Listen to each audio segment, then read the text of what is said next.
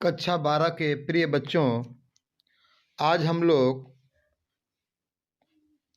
Term 2 exam में आने वाले अभिव्यक्ति और माध्यम पुस्तक की कुछ चीज़ों का अवलोकन करेंगे, जिनका विषय सूची इस प्रकार है। पहला अध्याय है कार्यालयी हिंदी और रचनात्मक लेखन। दूसरा है कार्यालयी पत्र। तीसरा है कैसे करें कहानी का नाट्य रूपांतरण। चौथा है कैसे बनता है रेडियो नाटक। पांचवा है समाचार लेखन उल्टा पिरामिड शैली। छठा है आलेख लेखन और सातवां है फीचर लेखन।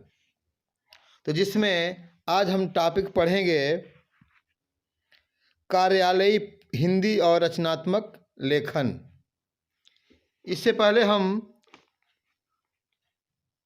आरोह पद का अध्याय देखते हैं जो टर्म 2 एग्जाम में आने वाले हैं। जैसे ऊषा शमशेर बहादुर सिंह की रचना है। दूसरा है कवितावली लक्ष्मण मूर्छा और राम का विलाप गोस्वामी तुलसीदास जी की है। तीसरा है रुबाइयाँ और गज़ल फिराक गोरखपुरी की। उसके बाद गद्य खंड में है पहलवान की ढोलक फणीश्वर नाथ रेणु और नमक है राजिया सज्जाद जहीर का। और तीसरा लेसन है श्रम विभाजन और जाति प्रथा तथा मेरी कल्पना का आदर्श समाज बाबा साहब भीमराव अंबेडकर। गद्य खंड और काव्य खंड का वीडियो हमारे टाटा मौर्य चैनल पर उपलब्ध है। और साथ में बितान से है अतीत में दबे पांव डायरी के पन्ने। इसमें से डायरी के पन्ने भी यूट्यूब पे हमारे मौजूद है। तो आज हम वीडियो बनाना शुरू करेंगे, जिसका पहला अध्याय है कार्यालयी हिंदी और रचनात्मक लेखन। तो आइए इसके पहले परिभाषा को फिर देखेंगे, इसके बाद इसके नियम को देखेंगे, उसके बाद एक एक उदाहरण देखेंगे। आइए पढ़ते हैं परिभाषा।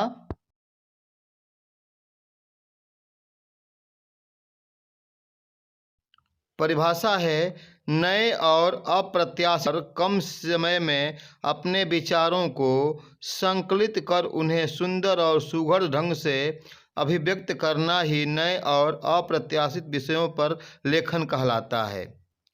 लेखन के लिए प्रदान किए जाने वाले विषयों की संख्या अपरिमित हो सकती है। किसी भी विषय पर लिखने के लिए दिया जा सकता है, जैसे झरोखे से बाहर, दिया और तूफान, एक कामकाजी औरत की शाम, मेरे मोहल्ले का चौराहा, दीवार, घड़ी आदि। इसी में है कि भाषा के माध्यम से किसी विषय पर विचार करके उस विचार को व्याकरणिक शुद्धता के द्वारा सुगठित रूप देना इसका उद्देश्य होता है। जो लोग स्वयं लिखकर अभिव्यक्ति का अभ्यास नहीं करते हैं, उन्हें अप्रत्याशित विषयों पर लिखना एक चुनौतीपूर्ण कार्य लगता है।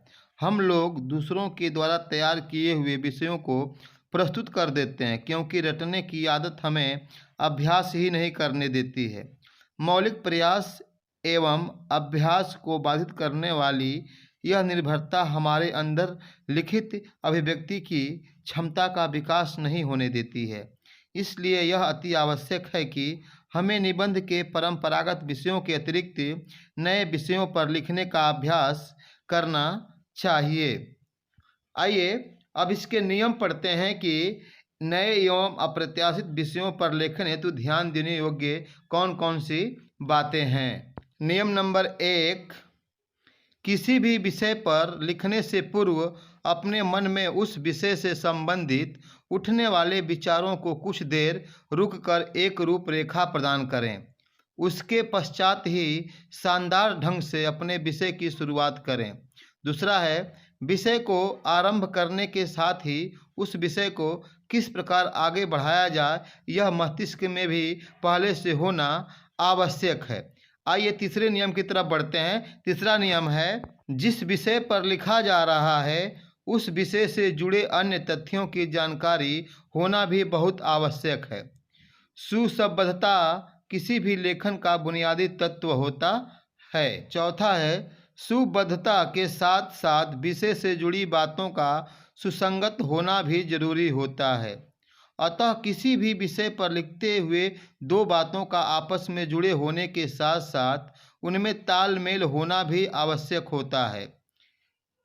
पांचवा है नए एवं अप्रत्याशित विषयों के लेखन में आत्मपरक शैली का प्रयोग किया जा सकता है।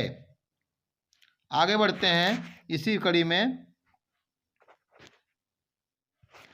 जैसे कोई भी आप घटना का जिक्र करते हैं तो उसमें सुसंबद्धता होनी चाहिए।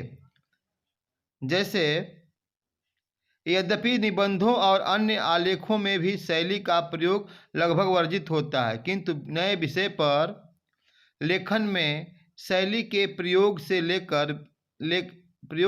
से लेखक के विचारों और उसके व्यक्तित्व को झलक प्राप्त होती है और वह उस पर पूरी ईमानदारी और अच्छाई से लिख पाता है। आइए आगे बढ़ते हैं, इसके उदाहरणों को देखते हैं। जैसे पहला उदाहरण है झरोखे से बाहर।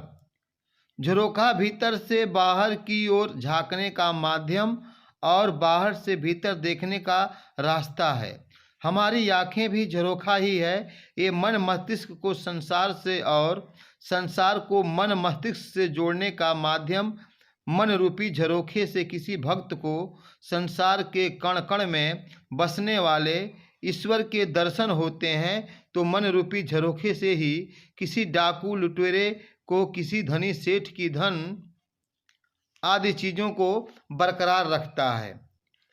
आगे इसी कड़ी में हम बढ़ेंगे तो जैसे कह रहा है कि किसी धनी सेठ की धन संपत्ति दिखाई देती है जिसे लूटने के प्रयास में वह हत्या जैसा जघन्य अपराध करने में तनिक भी नहीं झिझकता है।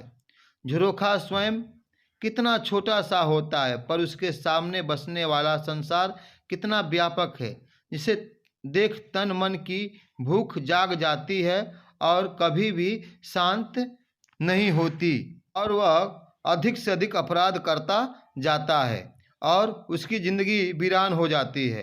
किसी पर्वतीय स्थल पर किसी के घर के झरोखे से गगनचुम्बी पर्वतमालाएं, ऊंचे ऊंचे पेड़, गहरी गहरी घाटियां, डरावनी खाइयां यदि पर्यटकों को अपनी ओर आकर्षित करती हैं। आइए अगले उदाहरण की तरफ बढ़ते हैं। अगला उदाहरण है मेरा प्रिय मौसम वर्षा ऋतु। मेरा प्रिय मौसम वर्षा ऋतु है क्योंकि वर्षा ऋतु में जब पहली बार बारिश की बूंदें धरती पर पड़ती हैं तब उसकी सौंधी सौंधी खुशबू मेरे मन को आनंदित करती है। वर्षा ऋतु के आने पर चारों तरफ हरियाली ही हरियाली दिखाई देती है। बाग बगीचों में रौनक आ जाती है, धरती की प्यास बुझती है। इस मौसम में सागर, नदियों और तालाबों का जलस्तर बढ़ जाता है। वन में मोरों का पसंदीदा नृत्य प्रारंभ हो जाता है।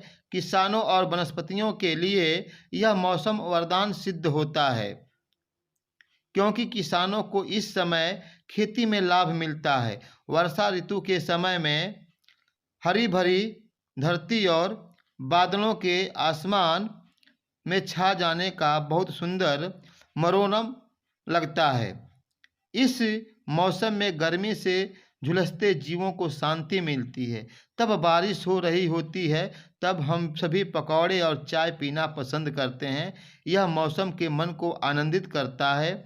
मुझे यह सब कुछ बहुत पसंद आता है, इसलिए यह मेरा प्रिय मौसम है।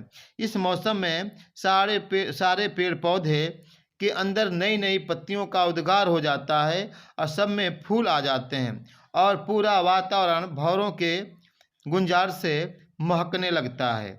धन्यवाद। आप सभी का दिन मंगलमय हो। अगर यह वीडियो आपको अच्छा लगा हो तो लाइक और सब्सक्राइब अवश्य करें। धन्यवाद।